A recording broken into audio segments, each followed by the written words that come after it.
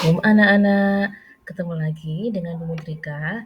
Kali ini kita masih melanjutkan materi PAI bab 4, subbab yang ketiga yakni hikmah sujud syukur, sujud sahwi, dan sujud tilawah. Sebelum kita masuk pembahasan materi, ada pantun yang akan Ibu bacakan dulu kepada anak-anak, semoga kalian berkenan. Membuat baju bermotif batik sambil duduk berkacamata. Janganlah kamu berbuat musyrik, tetap sujud pada Allah semata. Bermain bersama Danya, di jalan bertemu Sonya.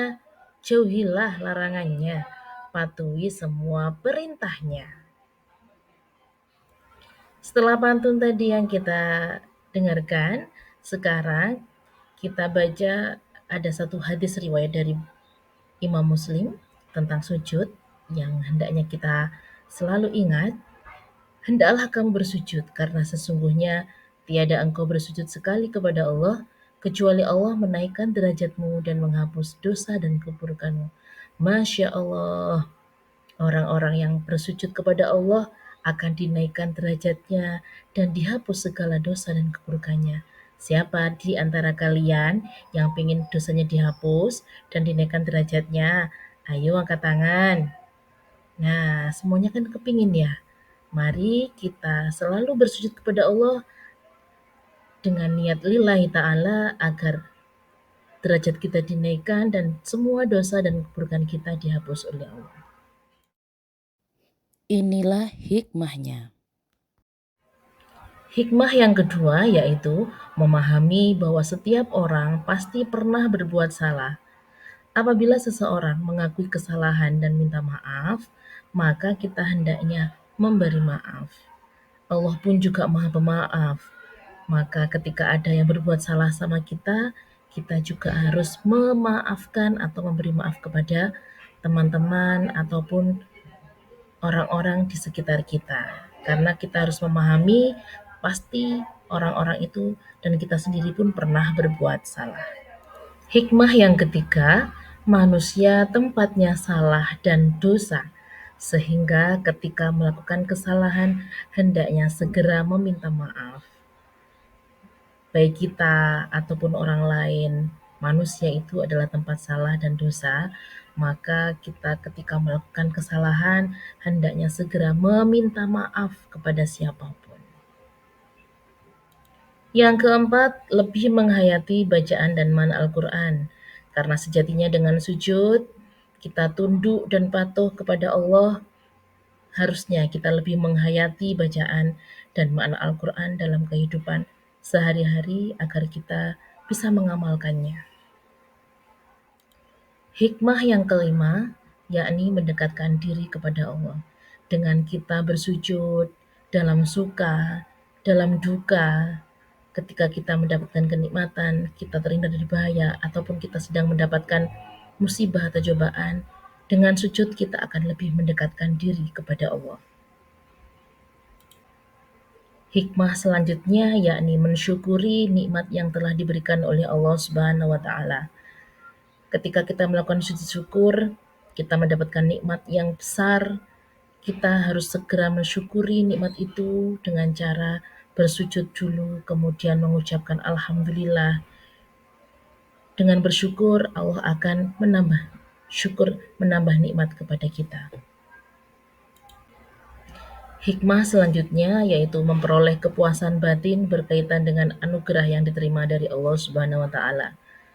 Karena dengan kita bersujud, kita tunduk pasrah dengan apapun takdir yang kita terima, maka kita akan memperoleh kepuasan batin atas anugerah yang diberikan oleh Allah. Hikmah yang terakhir yaitu kita memperoleh tambahan nikmat dari Allah Subhanahu wa taala dan selamat dari siksanya. Dengan kita mau bersujud dalam hal-hal yang disunahkan oleh Nabi, sujud syukur, sujud sahwi, ataupun sujud tilawah, maka kita akan memperoleh tambahan nikmat dari Allah dan selamat dari siksa Allah. Semoga kita semua terhindar dari siksa Allah dan selalu mendapatkan nikmat dari Allah dan kita bisa mensyukurinya. Amin.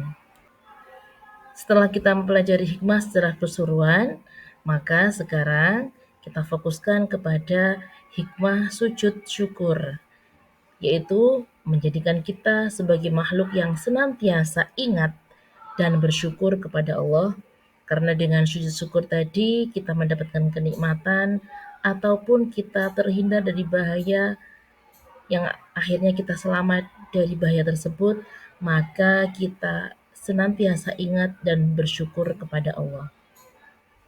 Sedangkan untuk hikmah sujud syahwi, yaitu menguatkan kesadaran atas diri bahwa manusia adalah makhluk yang tidak sempurna sehingga tidak luput dari kesalahan.